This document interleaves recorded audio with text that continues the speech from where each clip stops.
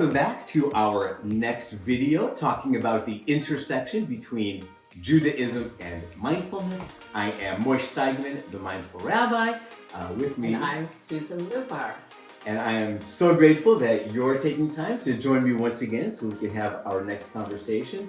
And also, once again, a thank you to Bader Philanthropies for sponsoring this video series and for helping to underwrite the upcoming course that we are going to have as well. So welcome back to you, and welcome back, even though we're in your house, I'm saying welcome back to you, even though we're here in your house. So thanks for hosting. Thank you, Moish. You're welcome. And our second value is virtue. So virtue is a value that leads to more integrity in your life because it's a way of looking at your actions, your thoughts, and your words in terms of non-harming yourself and others, purity in terms of your intentions, moral behavior, ethical kinds of behaviors. I love it. I love it. And the Hebrew term that jumped out to me actually would be the direct translation of purity, which is tahorah. In the Torah, we talk about pure and impure. And normally when we think of that, we tend to have a valence that pure is good and impure is bad. And the Torah and the rabbis are actually very clear to distance us from that valence. That purity is neither good nor bad, and impurity is also neither good nor bad. It's actually what state are we in for performing a ritual, right? So one must be in a pure state in the temple times in order to offer a sacrifice, right? And being in an impure state, that can come from being around, going to a cemetery, right? Confers upon one impurity. That's why we wash our hands in Judaism after leaving a cemetery. That's why we wash our hands before we eat challah, to put us in a pure state. So being in an impure state isn't bad. If you touch the Torah, you're in an impure state because that's the skin, the parchment of a dead animal. So impurity isn't bad. I would think in the mindfulness world as well, we want to step away from judgmental language too. Absolutely. And I can see where you're coming from of noticing exactly where you are at any moment in time and then creating a ritual of let me go forward being as pure as I possibly can with my intentions. Thank you. Yeah, and just a reminder that our one of the things we get to grow, one of the skills we grow is noticing where we are. Yes. And stepping away from, I'm terrible at this, or I'm doing a terrible job, or I'm amazing, but here's where I'm at right now. Okay. Right? Absolutely. Okay. So one of the other teachings about purity comes from the Talmud, where we talk about tocho kivsaro, that essentially our insides should be like our outsides, right? Because it's often for us to think or feel one thing and say or do something else, or really to try to have that harmony between the two. And in the Talmud, I'm paraphrasing, in the Talmud they teach that God abhors when a person thinks one thing in their head and another thing in their heart. Okay. And the head, by the way, is often, your instincts, your thoughts, and your heart is what directs you to action. Okay. So the idea being we think one thing and we say or do another thing.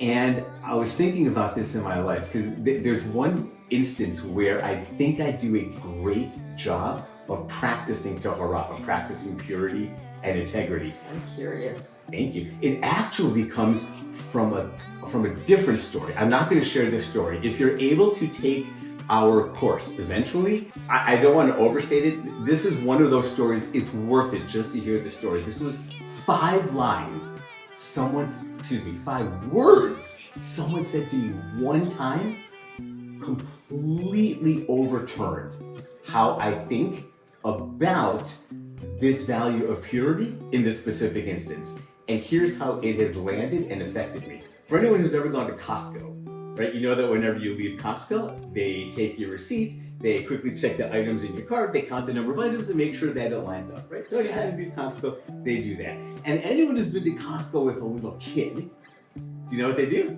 No. Do you know what they do? What do they do? Right, a smiley face. Yeah, exactly. So if you're at Costco with a little kid, they take their receipt, then at the back of the receipt, they turn it over, and they make a smiley face with the highlighter and give it to you, and then the kid's face lights up. My daughter is currently in 8th grade. She's 13 years old, and she loves acting, she loves dancing, she loves singing, and I give this story because she has her mom's genes, she has from my genes, and she's small, right? She's tiny. So even though she's still 13, I hope it's okay for me to say this on a video. One kind of game that we play is she takes off her glasses, she puts her hair up, she puts on a delightful, charming face, and sees if she can still pass for young enough where she can get the smiley face. Okay. I don't think that's impure. I do not think that violates Tahara. We're just playing the game to see if she gets smiley face. But I say that story because when we go to a place, and for instance, the adult cost for something is $11, and children 11 or under are $8, I'm making up the numbers, Yaela can easily pass for younger. Okay. And it was the same thing, when my son was 5 and my daughter was 2, and the cutoff is 4 years old, it's so easy to say I have 2 kids 4 and under. I never did that. For 2 reasons. One, because I don't want my kids to see me doing that. Okay. Right? That's impurity. If I talk about integrity, if I talk with my kids about being truthful and honest, and then I essentially lie about their age to save a couple of dollars. The other is from that other story, which I didn't mention. But this is one place where I really do practice purity, right? Regardless of my age, regardless of my kid's age, whatever age you are, that's the price and that's the admission we pay. It's the easiest thing to say a 5-year-old is 4 and save $2 on something. And that's just at least one place where I really have learned to practice. I admire that, Raj. Thank you. That's a sense of what you leave with your kids. For me, I would put that under this concept of non-harming. You don't want to harm the opportunity for them to have a virtuous moral code with which to live by. And so you're really thinking down the line. So if we take that to a more personal and daily level in all our lives, another way to look at that, some examples are, do you kill ants, for example, or mice, or squirrels? We had a lot of squirrels outside our house. So in the beginning there used to be I think it was a BB gun that came out. And then eventually we started collecting them in cages and relocating them. Although I think they found their way. But some other examples include saying something rude or mean to another person, or just twisting the truth a little bit, which is kind of what you were talking about. Right. Just a year. Right. And or making something sound just a little bit better so that somebody buys into what you want. So those are examples in action, speech, and behavior where that sense of purity or non-harming really need to be considered. Thank you. I actually do, if we have a bug in our house, I do try to trap it and bring it outside. Do you? I do, I really do. And now it becomes a game in particular when we have a fly, because those are hard. So my son and I now kind of have a competition. How many times does it take for us to catch that fly so we can bring it outside? So we do I that. can catch it to do that. Oh, I have a little cup and then kind of a little piece of cardboard. Okay. So if you can hopefully get the fly in the cup, alongside a wall or a window, and you slide the cardboard in between the window and the cup, and then you can let it go outside. Yeah. And probably when we let it go outside, 3 more flies flying in, but that's different. Yeah. I have another example of sometimes I'm working with a person, or maybe even someone in my family, if I think back over the years, where they bothered me.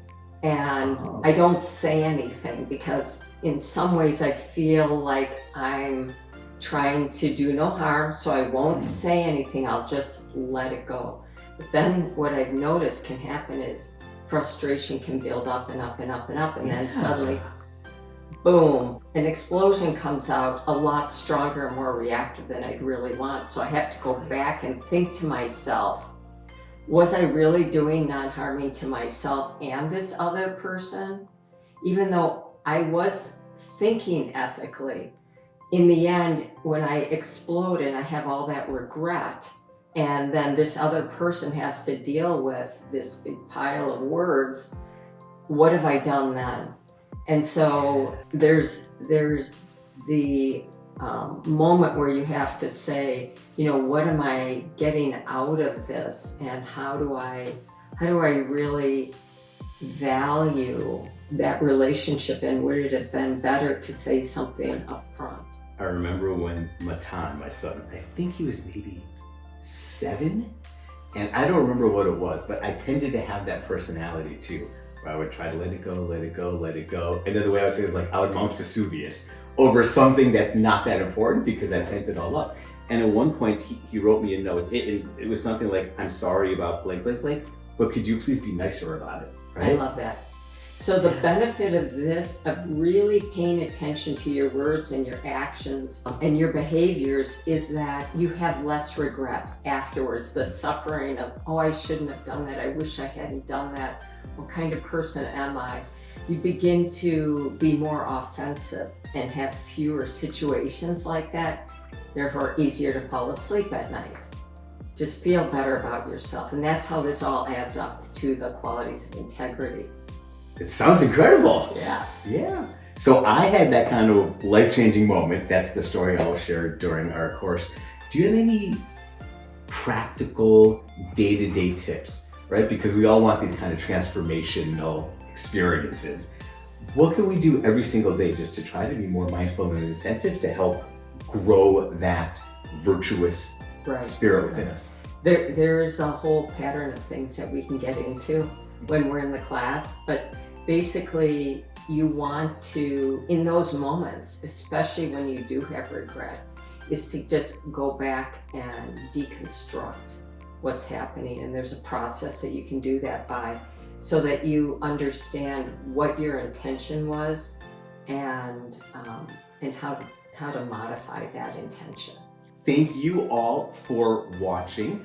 If you have any stories of regret where you've been quite attuned to something that you wish you had done a little differently, and or stories of virtue, right? We love to hear the positive stories too of things that people have done to embody a value. So if you have any stories, please share them in the comment, or please feel free to reach out to one of us as well. And if you are interested in joining us for our upcoming class, all the information will be in the description below. Thank you again.